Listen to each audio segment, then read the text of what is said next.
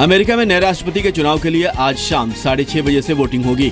लगभग 20 crore voter Democrat Hillary Clinton और Republican Trump में से किसी एक को अपना राष्ट्रपति चुनेंगे। हालांकि लगभग 40% वोटिंग पहले ही हो चुकी है। भारतीय समय के मुताबिक वोटिंग बुधवार सुबह 6:30 बजे तक चलेगी और वोटिंग के लगभग 3 घंटे बाद यानी 9:30 बजे से मतगणना शुरू होगी।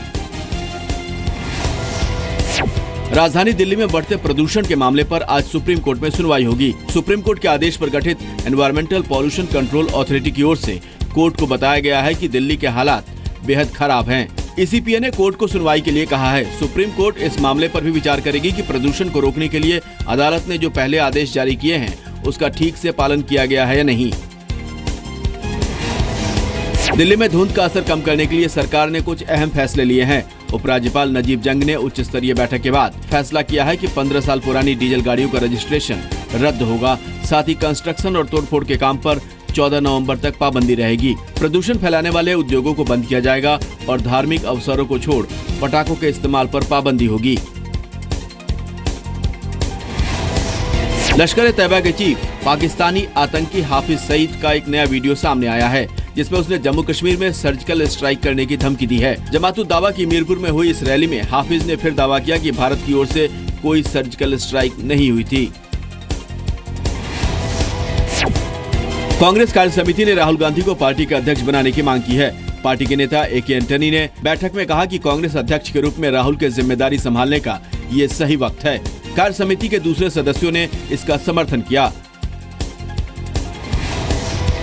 रक्षा मंत्रालय ने 82,000 करोड़ रुपए से भी ज्यादा के सैन्य साजो सामान के खरीदने को मंजूरी दी है। इसमें सेना के लिए 464 टैंक और वायुसेना के लिए 83 तेजस लड़ाकू विमान शामिल हैं।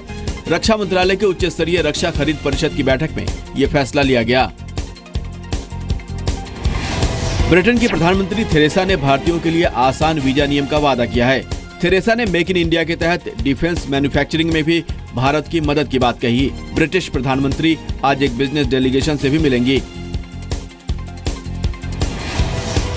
न्यूक्लियर सप्लायर ग्रुप यानी एनएसजी में भारत की एंट्री पर चीन ने नरम रुख अपनाने से इनकार कर दिया है। चीन के विदेश मंत्रालय ने कहा है कि भारत की सदस्यता को लेकर वो अपने पुराने रवैये पर कायम है। चीन का कहना है कि भारत एनएसजी की सदस्यता हासिल करने के लिए परमाणु अप्रसार संधि यानी एनपीटी पर दस्तखत करे या गैर एनपीटी सदस्यों की एंट्री पर एनएसजी में आम राय बने।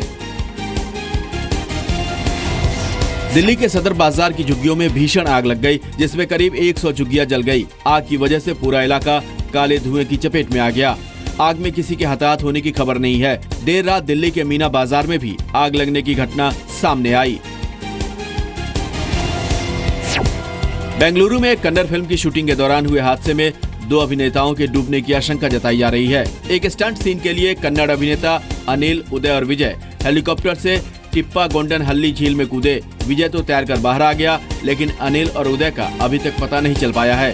पुलिस का सर्च ऑपरेशन जारी है। हादसा कन्नड़ फिल्म मस्ती गुड़ी की शूटिंग के दौरान हुआ।